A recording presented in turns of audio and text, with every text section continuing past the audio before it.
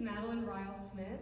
It's so exciting to be here. I want to say thank you so much to GAS for having me. It is an honor and a joy to be here with all of you. I use glass to make body-activated objects to explore relationships. This is a multi-person trumpet. It is an intimate, awkward, potentially very uncomfortable piece to play. Our breaths work together and against one another inside of the tube, voluntarily embracing discomfort in order to have a collective experience. The isolating trumpet makes you stand taller and amplifies your voice, but it constricts your movements like a cage. I'm interested in making objects that blur the line between helping and hindering the body. The deafening trumpet is part hearing horn, part musical horn.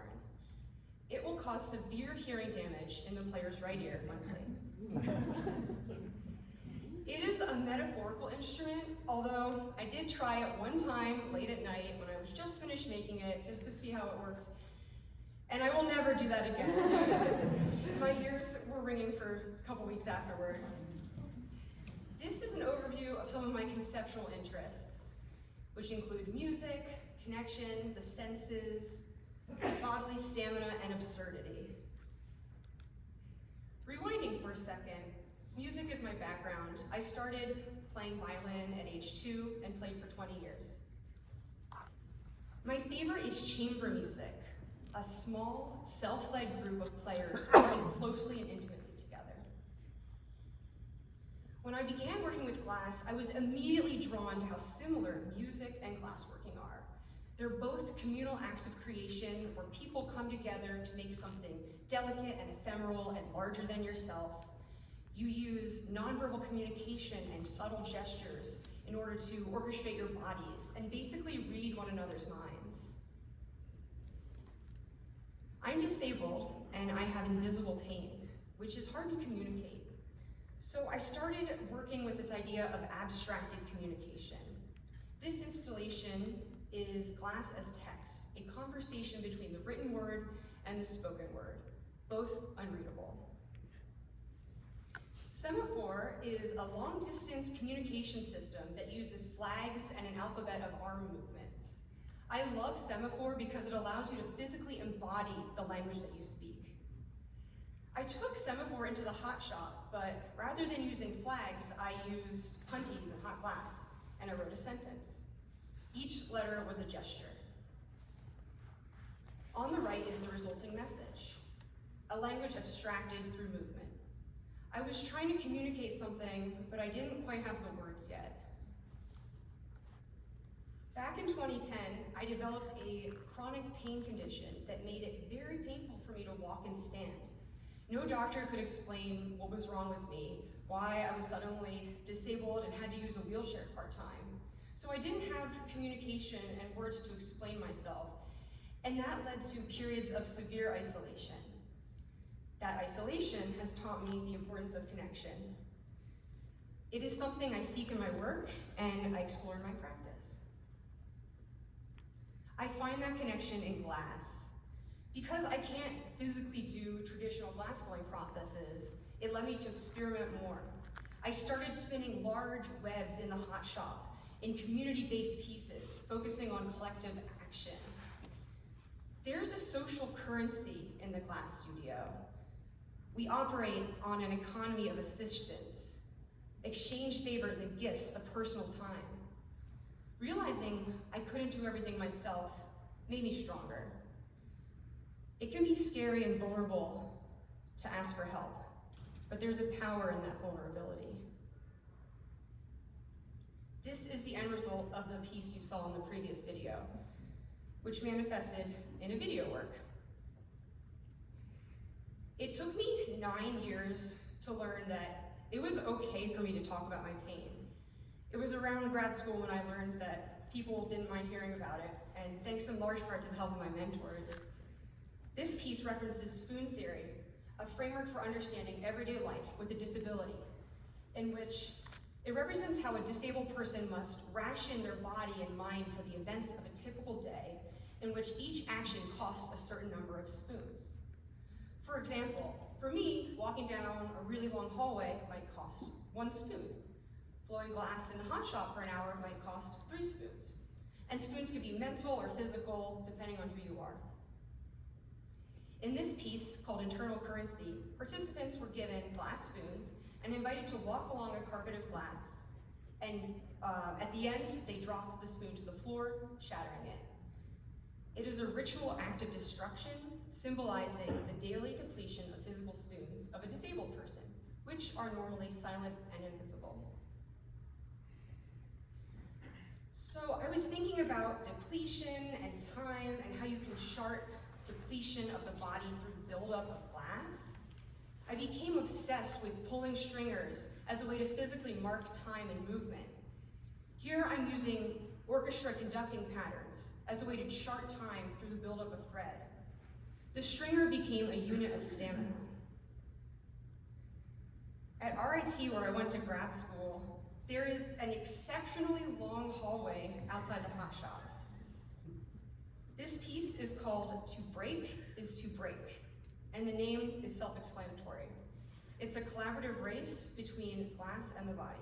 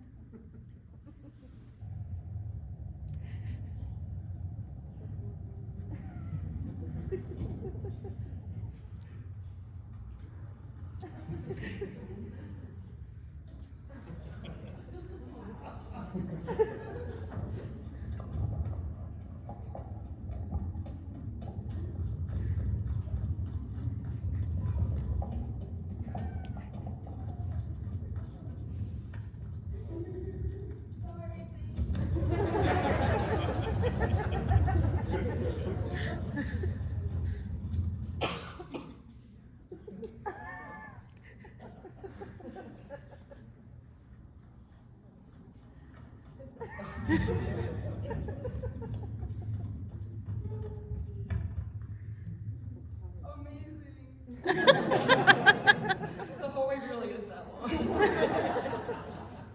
We did it really late at night too, if you couldn't tell. Glass to me is a somatic medium, one that mirrors the physicality of the body. Both glass and the body have a distinct sense of stamina and limits.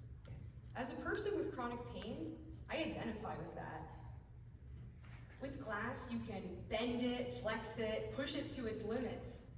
But when the limits are pushed too far, it will break. Same thing is true of the body. So I think about stamina and depletion in my work. When I'm working with glass, I'm always thinking, what can I get away with here? How far can I push this before it cracks? When do I need to put this in the kiln? And at the same time, I'm thinking the exact same thing about my body. When do I need to rest? What will I regret later? I have a material empathy with glass. There is material affordance and bodily affordance, and they're very similar to me. Both are delicate, strong, flexible, and can break at any point. You can also take any piece of glass and reheat it down to its most essential element, a molten blob. As a person with constantly fluctuating stamina levels, I can push myself to the extreme and then need to go back and rest. There's this constant striving to get back to square one, that molten blob, capable of doing anything. I make flexible cocoons that stretch and bend like slinkies, and when handled, they shed like dogs. If you handle them a lot and play with them, they will start to leave a trail of thin glass hairs around them.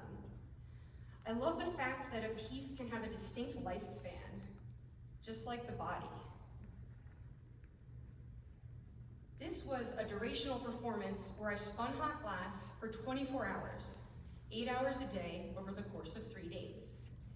The act ended when I was overwhelmed with exhaustion and physically incapable of holding up my arms.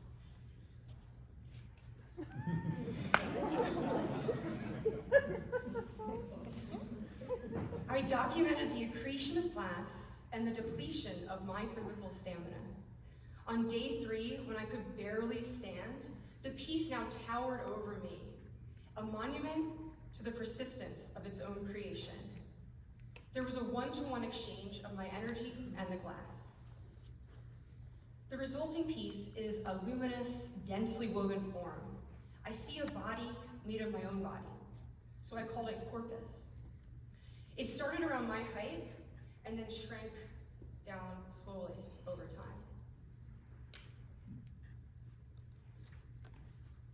The bubble is another motif in my work, the act of breathing made visible. Breathing can express an emotional or a physical state. Everyone knows what it's like to be out of breath. This is the Connected Breath series, which shows the tension, beauty, and instability of collaboration.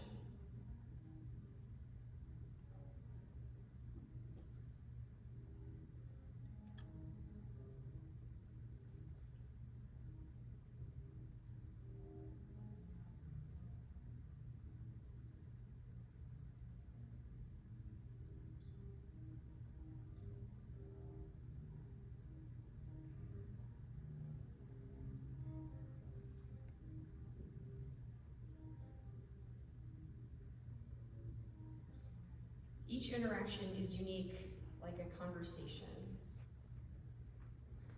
The relics are these impossibly delicate bubbles that are really brittle, like the memory of a passing conversation.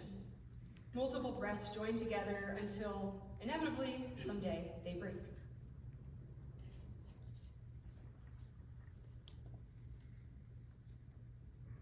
Revive.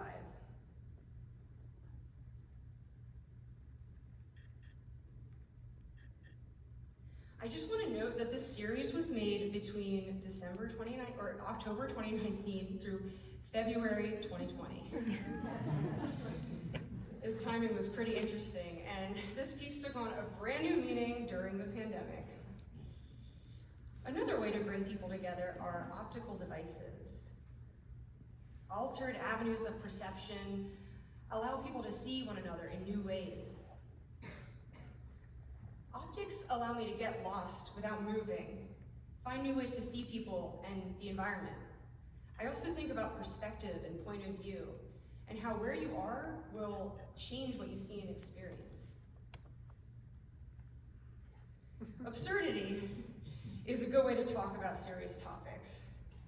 These glasses have water-filled lenses, and they magnify your facial expressions while taking away your ability to see, effectively blinding the wearer. Everything is an underwater blur. These goggles are for being seen, not for seeing. These spectacles turn you into a spectacle. George M. Stratton was a psychologist who pioneered this study of visual perception in the late 19th century. He made glasses that made him perceive the world as upside down. After wearing them for several days, his brain grew accustomed to that, and he started perceiving the world as right side up again. I wanted to make my own altered reality goggles to experiment with the link between the hand, the eye, and the body. The extra corpus scope makes your vision come from the center of your forehead, like a cyclops. When you reach out for something in space, everything is slightly to the left of where it should be. The vetroscope overlaps the image from the right eye onto the left. With some difficulty, the wearer can navigate their terrain. The disperscope is a binocular periscope. Each eye looks through an independently rotating series of mirrors. The periscopes can be worn so that you see 3 inches lower than normal, like you're 3 inches shorter, or 3 inches higher than normal. You gain 3 inches immediately. And if you really want to mess up your day, you can wear one higher and one lower. It is a wild ride. These are the altered reality goggles in the wild. Some people get sick from them and immediately want to throw up. Some people think they're really fun, like it's a roller coaster. I like disruption as a group experience, seeing how people interact with one another and navigate their terrain. Other body-activated objects I make are musical instruments. This is what one sounds like.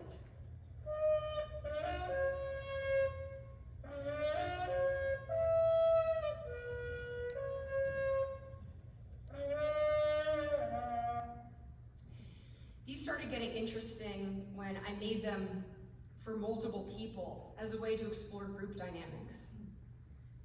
Dual duet is a trumpet for two people, and it wraps around our necks. When we play, our breaths compete and combat inside of the instrument.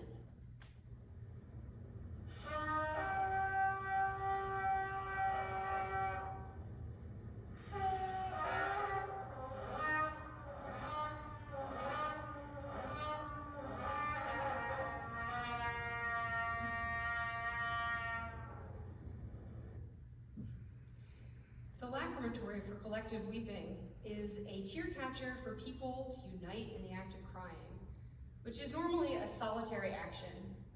It's an absurdly large laboratory scale tear catcher, kind of posing a challenge to whoever wants to fill it up with their tears. I'm inspired by antiquated inventions for amplifying the senses, such as listening devices, and this one here in the middle, which is a Dutch device for listening to enemy aircrafts in the 30s. They improve your hearing, but look absurd and inhibit your body in other ways. Device for opening up is a sensory amplification device that puts the wearer in a heightened state of vulnerability. It allows me to take in every aspect of my physical environment while also speaking to potential risk. If I wear it on the beach, I can really take it all in, where in a public setting, I quickly become a social pariah. When people see me, they immediately walk in the other direction. I like the idea of looking ridiculous and crazy and scary and utterly vulnerable at the same time. So a video of this piece was stolen by one of those viral clickbait channels. And in the interest of getting views, this platform presented it like it was a new mask that the government was forcing people to wear. And they used captions like, "People are having to wear this mask now, the new mandatory mask." I was really annoyed at first, but then I realized, no, this is the artwork. People are interacting with this in a new way, and they have no idea what's going on. On the internet, your work can evolve into something far beyond your original vision. In contrast to the external chaos of the internet, I like to use the flame shop as a venue for communal experience and meditation. Flameworking is often a solitary art form. For years, I was alone in my studio. And I also want to explore the ephemeral, action-based aspects of flameworking. In this interactive workshop I did at Rochester Institute of Technology, we used the flame in a dinner table setting in an act of meditation and an act of connection. One of the prompts I gave was to pull the longest stringer possible and try to tickle the person across the table from you. I also want to give a shout out to Rochester Institute of Technology for being a wonderful cohort and community and being game for whatever weird stuff I threw at them. And I want to thank my mentors, David Schnuckel and Susie Peck, for pushing me and guiding me in the right ways when I really needed it. Also, they have this amazing flame shop that was the venue for many of my performances. In this piece, I tied myself to my friend Sherry, and we each used one hand to build a word. I only spoke in English, and she only spoke in Mandarin. Together, we built the word bridge. This was a study in giving up autonomy in order to experience something together. When does closeness limit you? When is it beneficial? My friend and colleague, Amy Lemaire, and I explore the intersection of flameworking and performance art in a piece we did last year for the virtual GAS conference. It took the form of a lecture on the history of flameworking and performance art, as well as a suite of performances that we did on site. Our goal was to challenge the standard notions of flameworking practice and reveal how the torch can be used in an expressive tool in a contemporary art perspective. Here, we are using the flames to speak in Morse code. The lecture and video are made to be a teaching tool and are available on YouTube if anyone is interested. Trio for 2 torches and a theremin. The theremin is a musical instrument that you don't touch to play it, but rather it senses your movement with a series of antennas. It is that thing in the middle of us, that wooden box. So in this piece, our movements for flame working also played the theremin. There are 2 antennas. I controlled the volume antenna, and Amy controlled the pitch.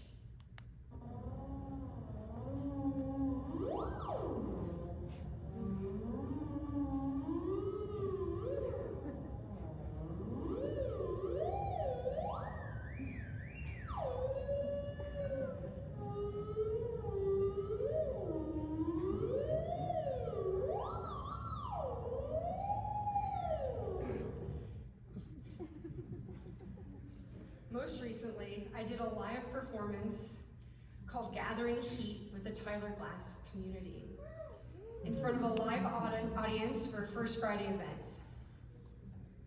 It was an immersive environment with multiple stations, and people could walk around and go from station to station and see the different acts. We explored connection through distance, charted phases of relationships through glass and fire, drawing with light and body movements, and coordinated breath.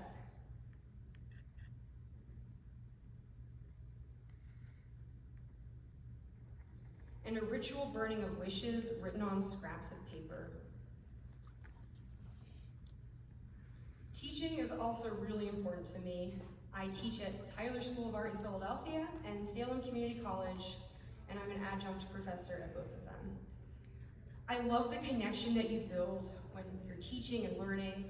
And as an educator, it's important for me to show my students that you don't have to be able-bodied to work with glass. Glass is for everybody. I also use social media as an educational tool. A few years ago, TikTok reached out to me and wanted to do a creative partnership where I made educational videos for them. So ever since then, I've used social media in my practice. I have a platform with over 250,000 followers, and I post educational videos about glass.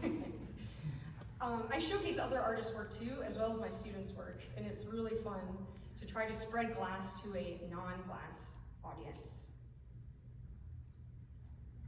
In this last piece I will show you, it's called Woven Light.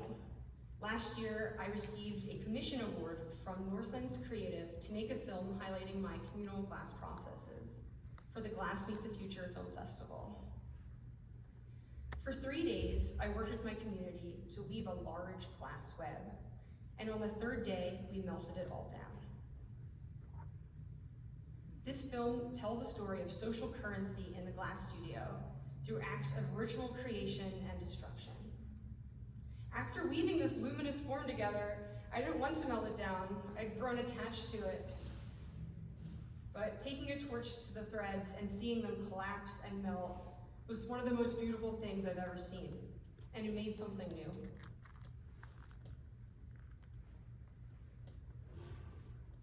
I will end with a short excerpt of the film.